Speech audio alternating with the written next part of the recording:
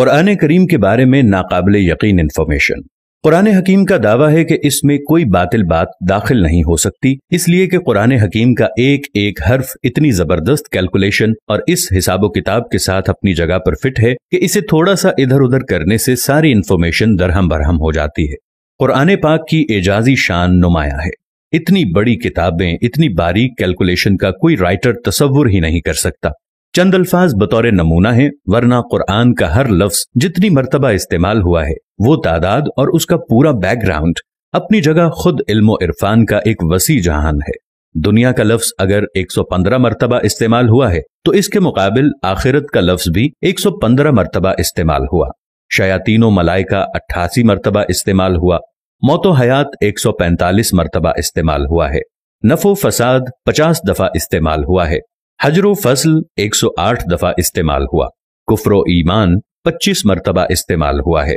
शहर 12 मर्तबा इस्तेमाल हुआ है, जो कि शहर का मतलब महीना और साल में 12 महीने होते हैं। और यौम का लफ्ज 360 मर्तबा इस्तेमाल हुआ है। इतनी बड़ी किताब में इस अददी मुनासबत का ख्याल रखना किसी भी इंसान मुसन्निफ के बस की बात नहीं है। मगर बात यहीं खत्म नहीं होती। जदीद तरीन रिसर्च के मुताबिक कुरान हकीम के हिफाजती निजाम में 19 के अदद का बड़ा अमल दखल है। इस हैरान कुन दरियाफ्त का सेहरा एक मशरकी डॉक्टर राशिद खलीफा के सर है, जो अमेरिका की एक यूनिवर्सिटी में केमिस्ट्री के प्रोफेसर थे। 1959 में उन्होंने मुकम्मल कुरान पाक कंप्यूटर पर चढ़ाने के बाद कुरान पाक की आयात, उनके अल्फाजो हरूफ में कोई ताल्लुक तलाश करना शुरू कर दिया। रफ्ता रफ्ता और लोग भी इस रिसर्च में शामिल होते गए, हत्ता कि 1972 में ये एक बाकायदा स्कूल बन गया। रिसर्च का काम जो ही आगे बढ़ा, उन लोगों पर कदम बकदम हैरतों के पहाड़ टूट पड़े। कुरान करीम के अल्फाजो हुरूफ में एक ही जैसी किताब तकदीर नजर आती है, जिसके मुकम्मल इदराक के लिए उस वक्त के बने हुए कंप्यूटर नाकाफी थे। कलामुल्लाह में 19 का हिस्सा सिर्फ सूरह मुदस्सिर में आया है। यहाँ अल्लाह पाक ने फरमाया, दोज़ख पर हमने 19 मुहाफिज फरिश्तों को मुकर्रर कर रखा है। इसमें क्या हिकमत है ये तो रब ही जाने, लेकिन इतना अंदाजा जरूर हो जाता है कि 19 के अदद का ताल्लुक अल्लाह के किसी खास हिफाजती निजाम से है। फिर हर सूरत के आगाज में कुरान मजीद की पहली आयत बिस्मिल्लाह को रखा गया है, गोया कि इसका ताल्लुक भी कुरान की हिफाजत से है, क्योंकि हम देखते हैं बिस्मिल्लाह के कुल हर्फ भी 19 ही हैं। ये देखकर शदीद हैरत होती है कि बिस्मिल्लाह में तरतीब के साथ 4 अल्फाज इस्तेमाल होते हैं। इनके बारे में रिसर्च की तो मालूम हुआ कि ये इस्म पूरे कुरान में 19 मर्तबा इस्तेमाल हुआ है। लफ्ज अर्रहमान 57 मर्तबा इस्तेमाल हुआ है, जो कि 19 ज़रब 3 का हासिल है। और लफ्ज अर्रहीम 114 मर्तबा इस्तेमाल हुआ है, जो कि 19 ज़रब 6 का हासिल है। और लफ्ज अल्लाह पूरे कुरान में 2699 मर्तबा इस्तेमाल हुआ है, जो कि 19 ज़रब 142 का हासिल है। लेकिन ये एक रहता है जिसका साफ मतलब है कि अल्लाह की जात किसी हिसाब किताबे नहीं है। कुरान मजीद की सूरतों की तादाद भी 114 है, जो कि 19 ज़रब 6 का हासिल है। सूरह तौबा के आगाज में बिस्मिल्लाह नाजिल नहीं हुई, लेकिन सूरह नम्ल आयत नंबर 30 मुकम्मल बिस्मिल्लाह नाजिल करके 19 के फार्मूले की तस्दीक कर दी गई है।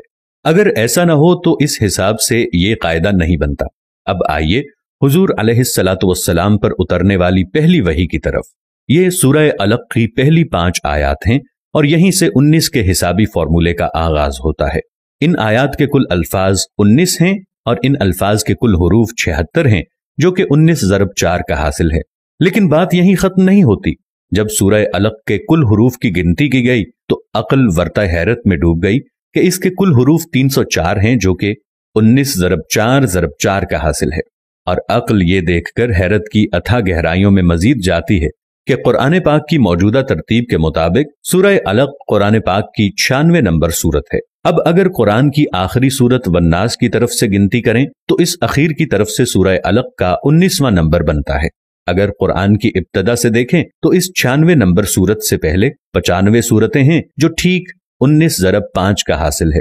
इससे यह भी साबित होता है कि सूरतों के आगे पीछे तरतीब भी इंसानी नहीं बल्कि अल्लाह ताला के हिसाबी निजाम का ही एक हिस्सा है।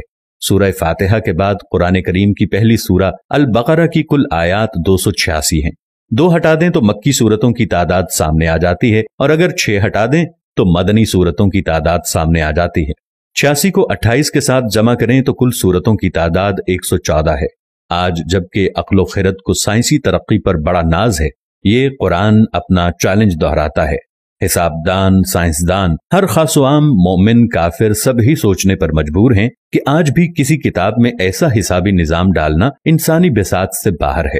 طاقتور کمپیوٹر کی مدد سے بھی اس جیسے حسابی نظام کے مطابق ہر چیز کی غلطیوں سے پاک کسی کتاب کی تشریح ناممکن ہوگی، لیکن 1400 سال پہلے تو اس کا تصور ہی محال ہے۔ لہٰذا کوئی بھی صحیح العقل آدمی اس بات کا انکار نہیں کر سکتا کہ قرآن کریم کا حسابی نظام اللہ کا ایسا شاہکار معجزہ ہے جس کا جواب قیامت تک کوئی نہیں ہو سکتا۔